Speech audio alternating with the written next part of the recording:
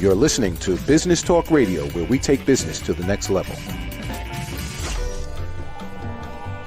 Rapping with Dr. Jacalyn connects you with experts from all over the world to help you take charge of your career, your business, and your life. Rap along with us. Visit drjacalyn.com to learn how to become a guest or a sponsor. And now, the doctor is in.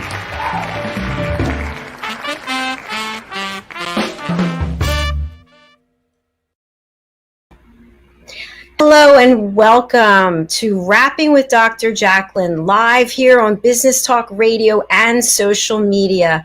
You are watching stories of hope, inspiration, and overcoming adversity.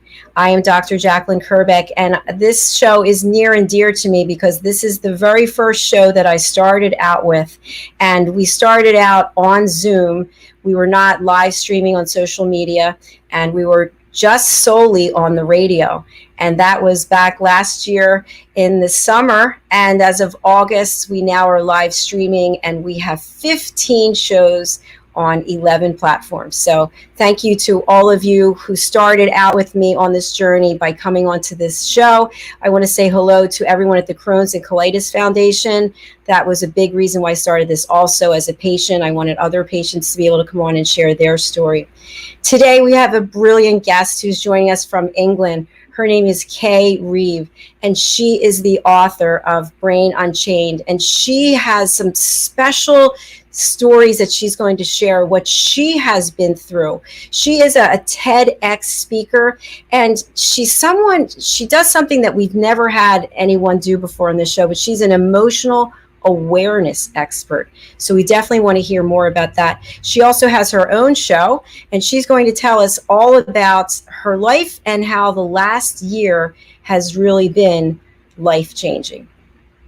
Welcome to the show, Kay. It's nice to see you. Hello, Dr. Jacalyn. Thank you for inviting me. Thank you. It's an absolute pleasure. You know, I said at the top of when you and I were backstage that I noticed the plants that you have and how lovely they look. And you had commented on the previous show with Amina, the pet psychic, and she was talking about her life and how she wasn't feeling well, and then all of her plants had died.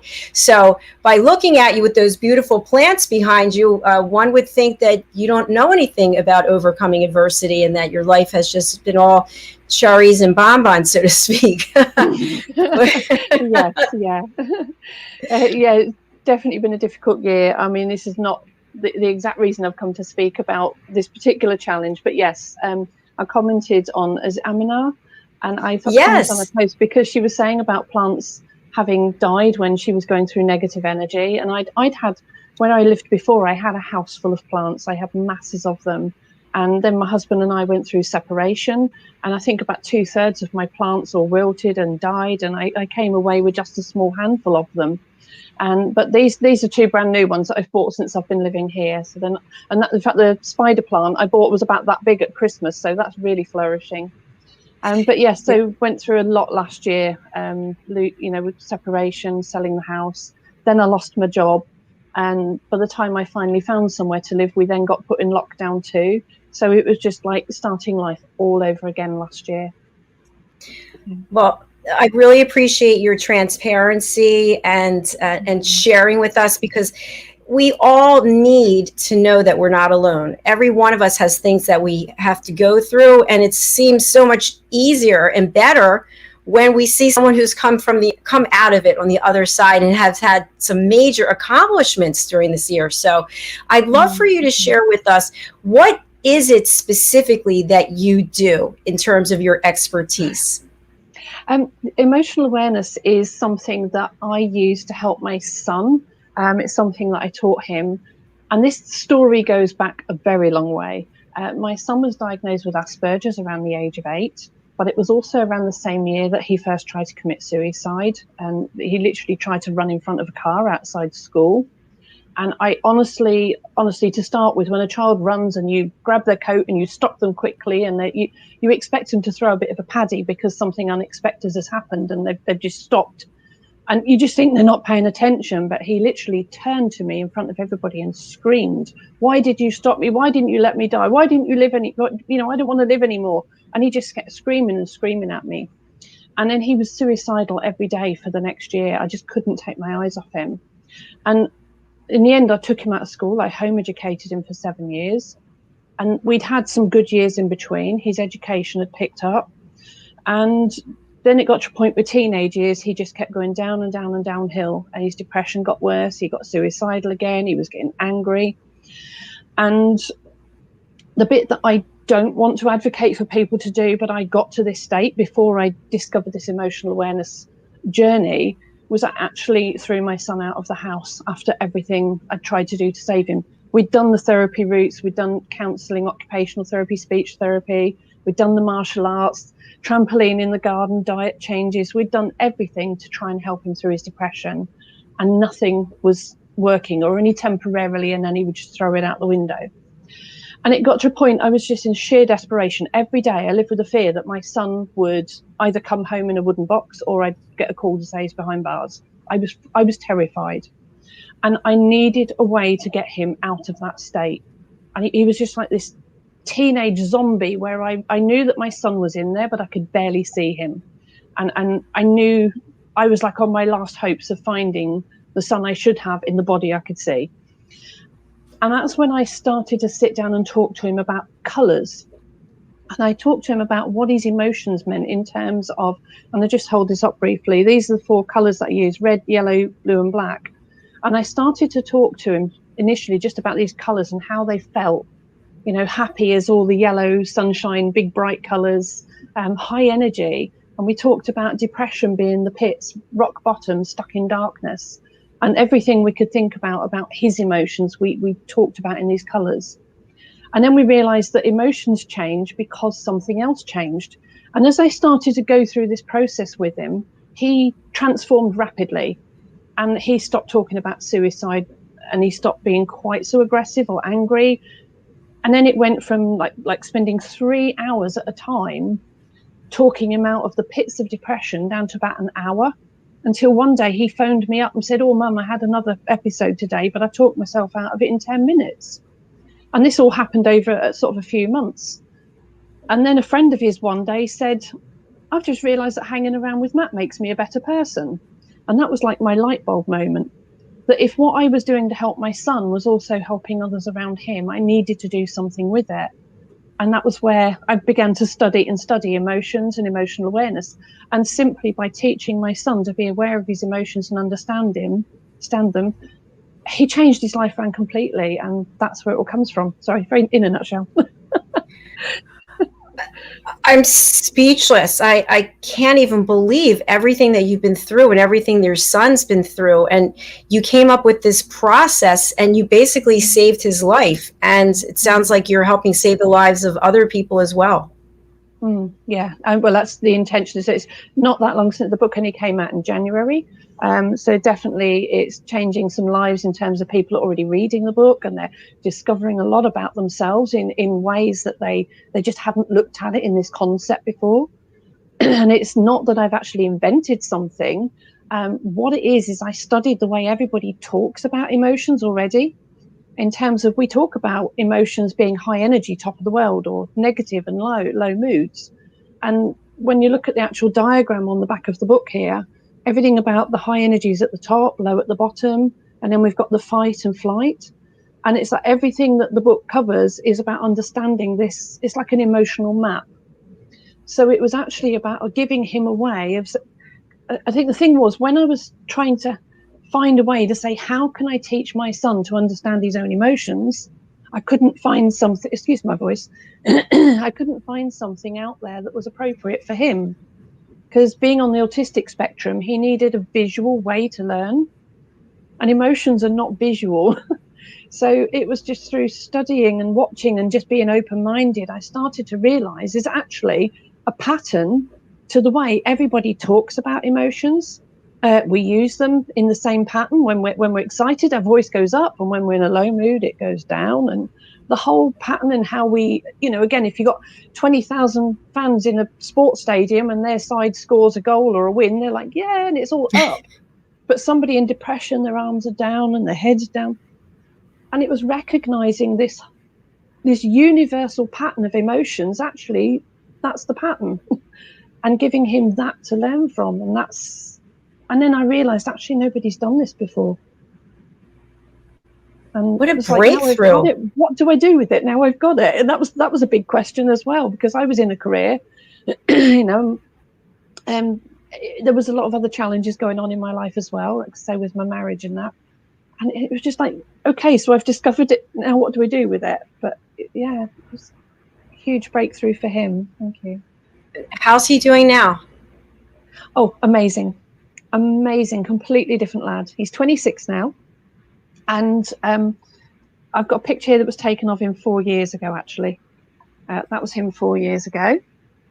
Oh, wow. That's beautiful. That was the day of my TEDx talk. He was there to support me. And that's his little girl. Look at her. And she got her little stool there. She's so determined to reach those pull-up bars. And she was not going to give up. Didn't she? You know, no way she's going to reach them. But anyway, but don't ever let anyone tell you your goals are out of reach. And he's now got another baby on the way as well. Oh, congratulations. I love hearing. I'm sorry for everything that you both went through, but I'm thrilled for where you are now. You just touched on the fact that was him with supporting you at your TEDx talk. For people who don't know, we actually just had someone present on what TEDx and TED Talks is. People don't know specifically. Would you just share with us what that type of talk is, and then what you presented on? Yes, certainly. TED is Technical, Educational and Design, and TED Talks are organised by the official organisers of TED Talks. But then they are sort of franchised out independently organised events, which are then TEDx. So the X simply means it's independently organised. And the one I did was TEDx Norwich Ed. And when they put the ed on the end, it meant it was specifically focused on the educational sector. So we had an audience of 300 live from the educational sector for the day, and they get streamed live on YouTube at the same time. What was that like to present in front of? As well. Oh, sorry. No, you're fine. I was going to say, what was it like? You said the first time to get up in front of 300 people like that. Terrifying. I knew I wanted to do something with this strategy, and I knew I wanted to do something where I was supporting people. I wanted to learn public speaking skills. So I'd actually joined Toastmasters International to start studying public speaking. And you get given a manual with your first 10 speeches to do. And my TEDx ended up being one of my first 10 speeches. So I have one of my fellow Toastmasters there evaluating my TEDx as well, my manual. I don't know anybody else who's done that. They may well have done, and congratulations if they have. I don't know anybody else who's done it within those first 10. But yeah, it was a fellow colleague there, literally within a few weeks, months of me joining, said, you need to be putting in for this. He said, you need to go and talk. But when I got there on the day, there was 27 speakers that day. And I was 25th in line. So you have to wait backstage all that time with the nerves going. Well, we were in the audience all day, so I only had to go sort of backstage for the previous speech. So when the previous one went on stage, I then went round to get mic'd up. But I thought, right, okay, I am studying emotions. If there's any day that's great for studying stage fright, today is the day. So I just took the opportunity to sit with it, and I had a friend with me as well who kept me calm as much as she could for most of the day, but it went fine once I got on the stage. But yeah. Well, congratulations. That's an incredible accomplishment also. We're going to take a break, but when we come back, I would really appreciate it if you would read something from your book, a passage that has a lot of meaning to you that you would share with our audience. Yeah.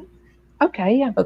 Okay, excellent. Thank you so much. We'll be right back. Stay tuned. You're on Rapping with Dr. Jacalyn, Stories of Hope, Inspiration, and Overcoming Adversity. Hi, my name is Zane Carson Caruth, and I'm the author of this book, The World's First Tooth Fairy Ever.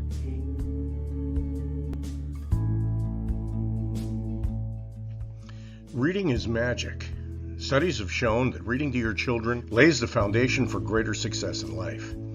Reading helps develop language and vocabulary skills. It helps improve memory, and it encourages curiosity and inspires creativity. The benefits are immeasurable, and as a parent, you'll benefit too. In only 10 or 15 minutes a day, you'll be creating more memories and a bonding experience that will last for years to come. So take time to read to your children. Read them books about things that engage and interest them. Tales of fairies and magic fascinate children, and as everyone knows, the Tooth Fairy is at the top of the list. If your child loves magic, wands, adventure, and what child doesn't, you'll love reading them books from the trademarked series, The World's First Tooth Fairy Ever. Follow along as Abella, the world's first tooth fairy, accidentally starts the tooth fairy tradition. Learn the tricks of being a professional tooth fairy in the book, Abella Starts a Tooth Fairy School. Your child's imagination will soar as you read the adventures of Abella and her magic wand.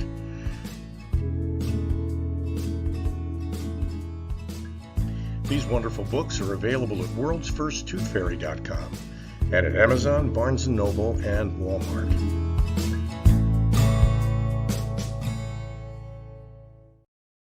It's what we do together that counts. The Big Alliance story. A true story about faith over adversity, perseverance, and entrepreneurship. Read Earl's story and how he became an entrepreneur. Available on Amazon, Kindle, and Audible.com. For more information, contact Earl Hurd at earlhurd@bicalliance.com or call 1-800-460-4242.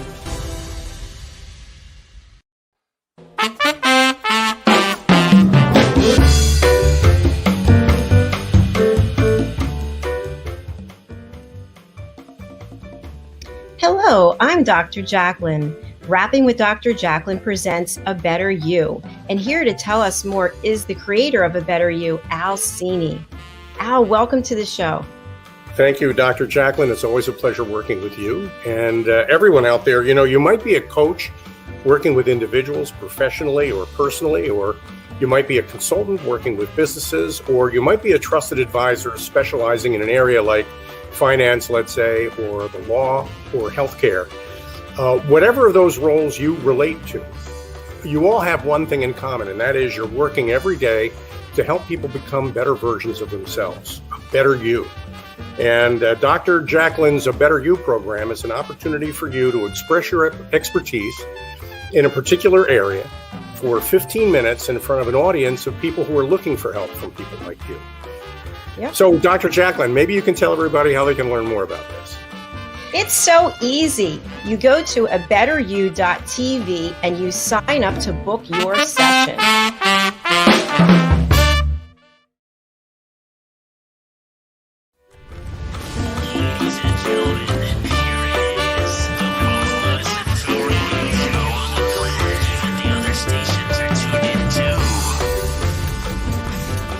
You're listening to Business Talk Radio, where we take business to the next level.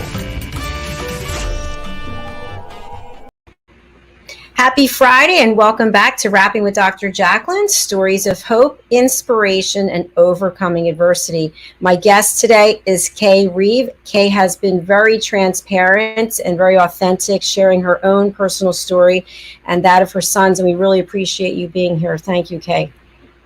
Thank you very much. And I've just had a message from Matthew as well. He's actually watching. Oh, fabulous. Yeah. Hello. That's brilliant. So before the break, we talked about having you read a section from your book, and we can see your book behind you, but if you can just hold it up again. And remember, we're on the radio as well, so you can't see the book, unfortunately, but it's Brain Unchained. Go ahead. Yeah, the title, Brain Unchained, it's shining a torch on depression and lighting the way to emotional awareness in teenagers and young adults. Fantastic. So do you want to set the stage for what you're going to be reading? Yes, can do. It's a short story from the book, because there's quite a few in there, little anecdotes from life and experience. And it's about the understanding of when we say to people emotionally they feel lost.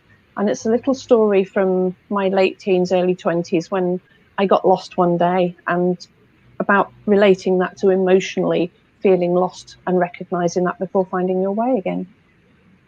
Okay, thank you. Right. Soon after passing my driving test, I wanted to drive from Norfolk to Kent to see my grandmother. My boyfriend at that time came with me. I took all the directions from my father and wrote them down. My boyfriend had the map and the list of instructions.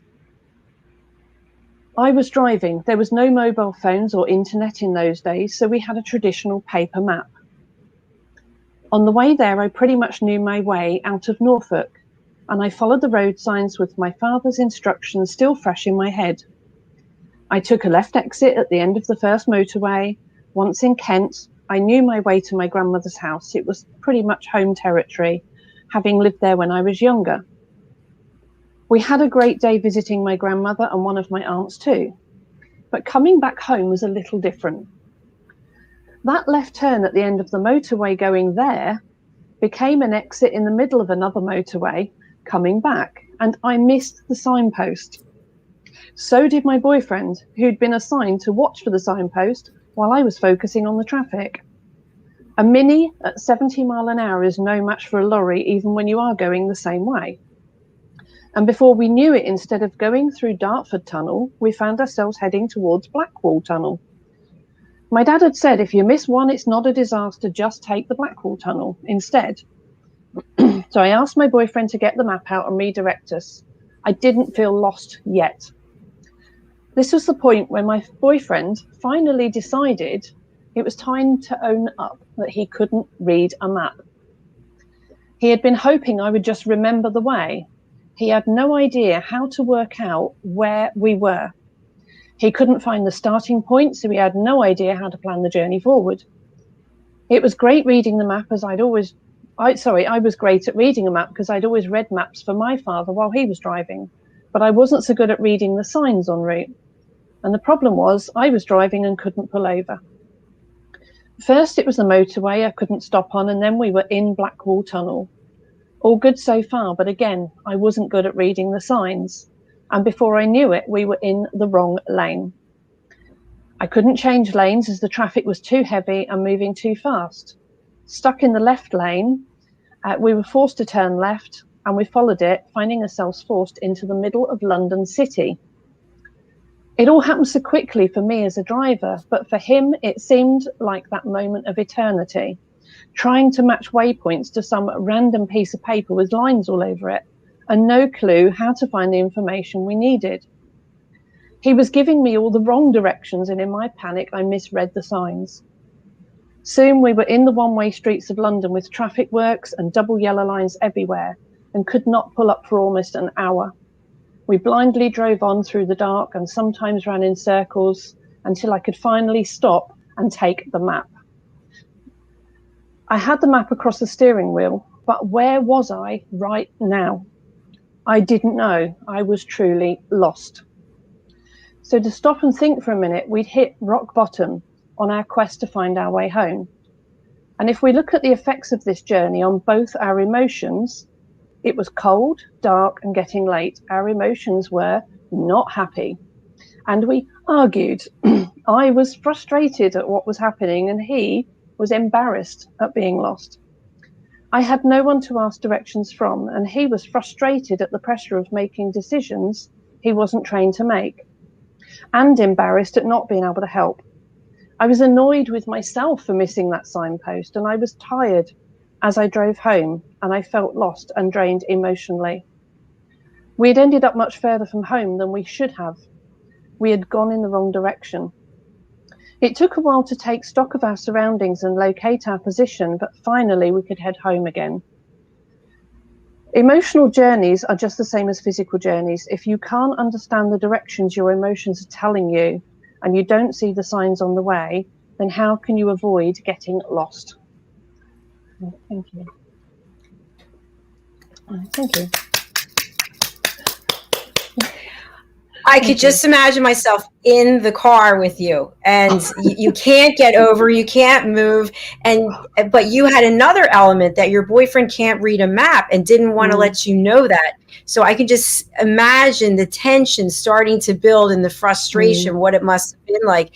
So in a real example of what you're going through, and then when you step out from that and you look at that from a strategic perspective, not being able to read the signs. How many times do we not read the signs of things in our life?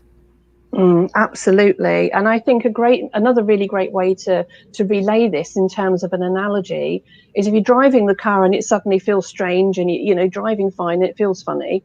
do you ignore the signs and carry on driving?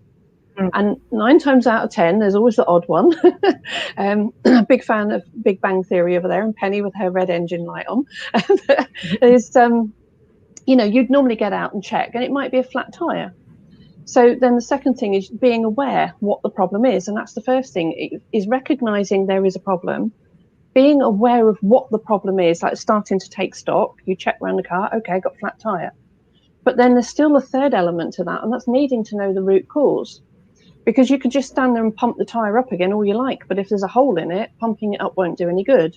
So you need to know the root cause before turning that back into a positive challenge to overcome everything. So there's this whole strategy around dealing with emotional awareness, from literally being aware of your emotions and the physical tensions and signs, and not just negatively, but positively as well. Because sometimes emotional awareness is actually going, do you know what, actually, that felt good today. Something felt right. What was it? Because I want to do it again. And sometimes people have those moments and just think that's some miracle or a moment that just was by fluke. And sometimes they don't re-engineer those moments themselves when they could do. Thank you for sharing that. And looking back on everything that you've been through, when you talk about what your son was going through and what you were going through, and there are people out there right now who they have challenges in their family.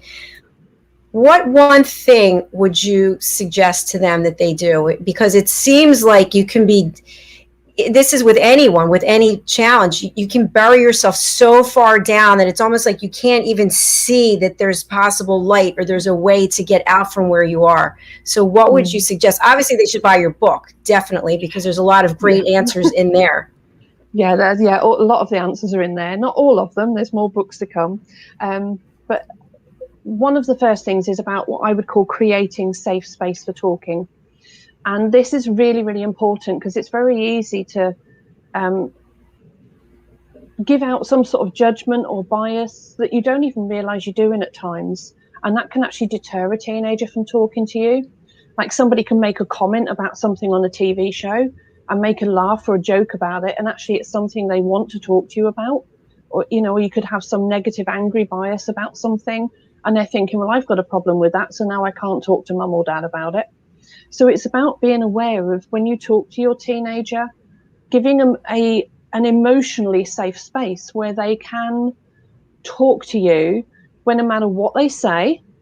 And believe me, when you do get a teenager to open up and speak about whatever it is that's really deeply troubling them, the last thing you want to do is then put that barrier back up. So the best tip I would say is to say, thank you for trusting me and talking to me.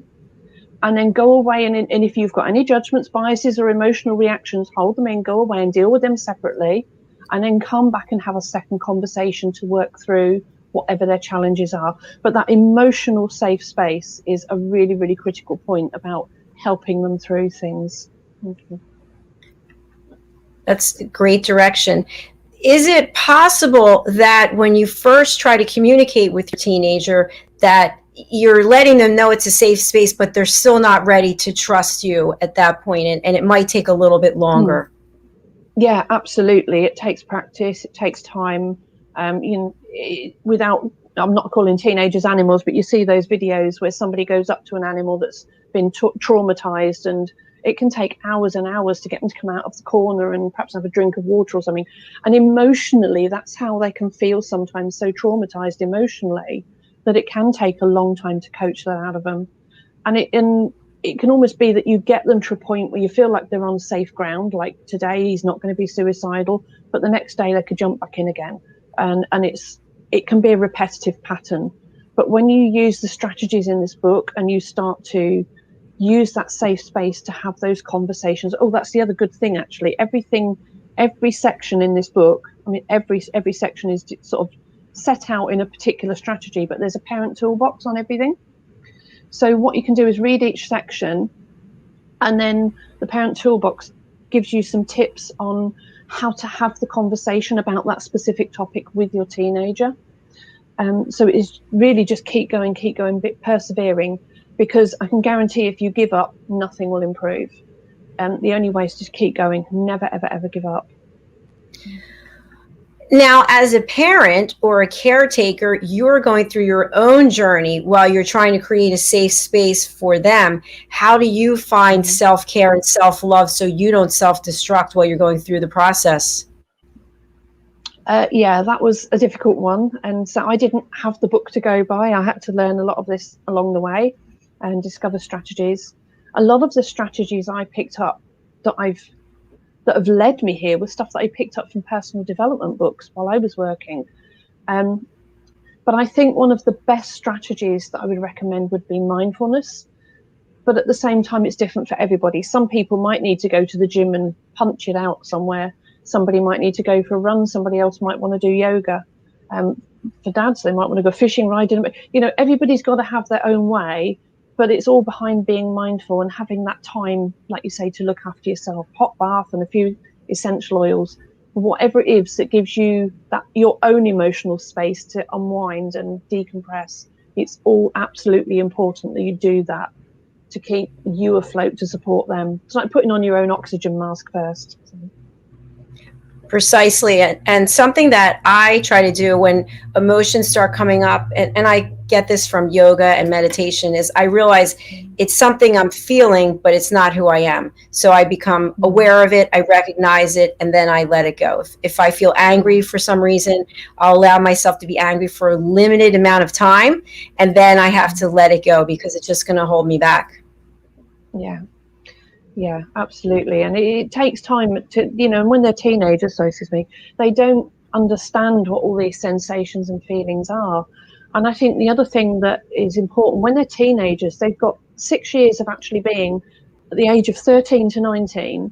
It is really, really short period of time in their whole life where they go from transitioning from child to teenager is like a social change for them. And it comes with all the body changes. Then there's all the sort of issues with bullying at school. They've got to do their homework. They've got exam topics and career choices to think about. Then they've got to go on to college or university, and that's more career choices, more exams, more homework, more stress. On top of that, they may be dealing with family troubles at home, like broken families. There may be, dysfunctional families. They may be a perfectly normal family, but they're somebody who lives with a lot of stress and anxiety.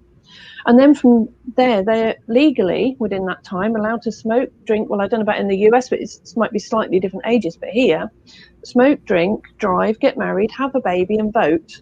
On top of all of that, all within those 6 years. And that is a lot. That is a lot to cope with. And then actually going out and getting a job and starting to move out of home and follow straight after and having to deal with all their own finances and cooking. And it's no wonder they get overwhelmed. And I think we forget at times, it's so easy to say teenagers have got it easy. And I think we forget how difficult it is and how much there is to go through. And we need to give them a little bit more compassion and support. I completely agree with you. We have so many guests who've come on, and somehow or other in their lives, someone's been suicidal, overdose, all kinds of things. And when we think about this pandemic, and in many places in the world, people are not going to school in person, they're doing it online, and people are depressed, they're repressed. There's never been a more important time for your book than now, because people need to have some strategies and someone who's already been there who can say, hey, I was where you are, and this is what I did, and I hope that you'll follow my direction. I want to just talk briefly about the writing of the book, because you told me something really interesting before the show. There are plenty of people out there who have a book that's sitting on a shelf that if they could just get it finished. So if you'd share with us how long ago you had started the book, and then what the process was to actually get it published. Well, to start with, it took me a year to develop the diagram, which is on the back of the book. And like you say, for anybody on the radio show, it's like a circular diagram with 4 color quadrants that represent emotional states. And then there's an orange inner circle and an orange outer circle that represent change of emotions. But so it's all broken down in the book. But I spent a year developing that diagram and in studying emotions to make sure that I'd actually got that perfect, that I felt like it represented the emotional cycle in the way I was comfortable with it. And then I thought, well, I can't do anything with it if there are any problems with it or it can be challenged. So I spent the next year trying to literally bust it apart. And I watched and studied everything I could to try and break the system, and actually ended up just making it even stronger. And then I left work because I was in a corporate job, and I left work to do this about 4 years ago. But then my marriage started to fall apart and I had to put it on the back burner. But then last year, with losing my marriage, my home, my job, and going into lockdown, it was on the 12th of November that I rang somebody I knew who was a book mentor, and I said, right, I want my book out for spring. And he said, why not Christmas? I want my copy by Christmas, he said. I was like, but I haven't written it yet. He said, it doesn't matter, you can do it. So we spent 3 days making sure we got the structure of the book correct. He helped me with that. And then it took me 12 days to write the book. And it was published by the 30th day. And then because my book mentor was actually living in the Czech Republic, so I couldn't post it to him in time because they'd stopped all the post with the pandemic. So what I did to make sure that I did the best I could for that kind of challenge was on the 23rd of December, I got on Facebook on live video, and I signed the first 2 copies on live video for my son and for my book mentor. That was literally the moment they landed on my desk. So. What a great story. I never even thought about that, signing live on Facebook Live. So I want people to take away, if you think that you have a book in you and it's going to take you years to get it done, that's not the truth. You just heard right here. And she has a book that is not just, a nonfiction story. This is a true to life story filled with emotion. And she was able to do it in 12 days.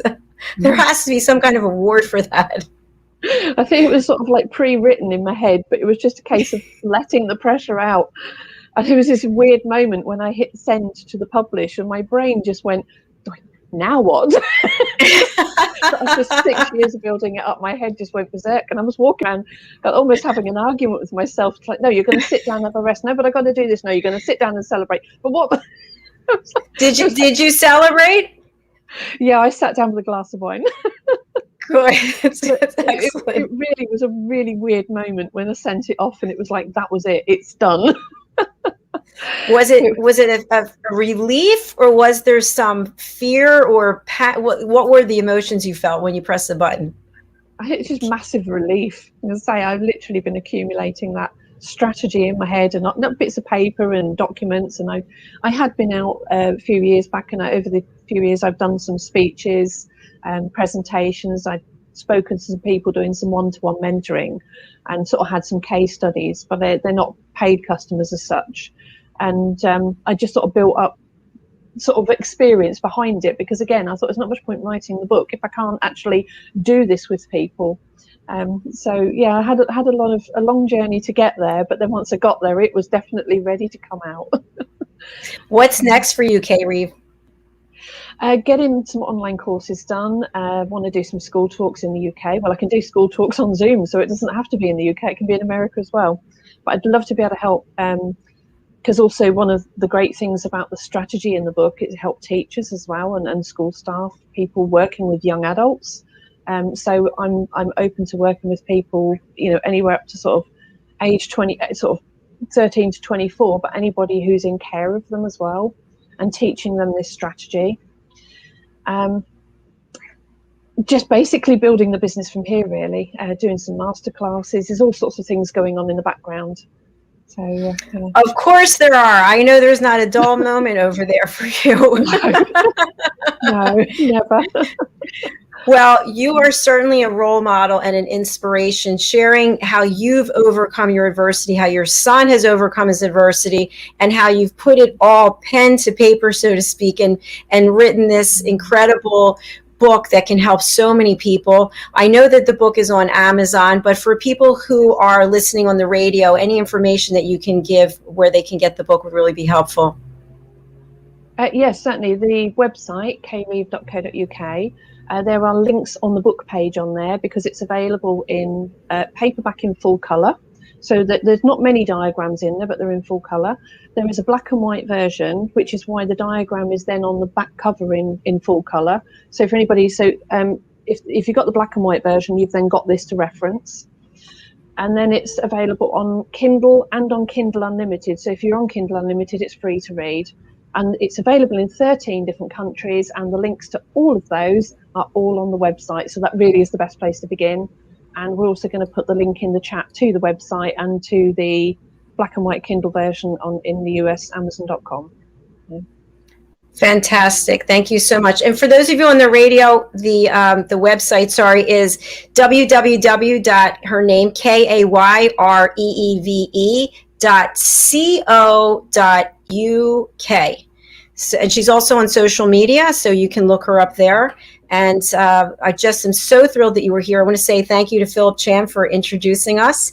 And I love everything that you've done. And I'm so happy for you and for your son.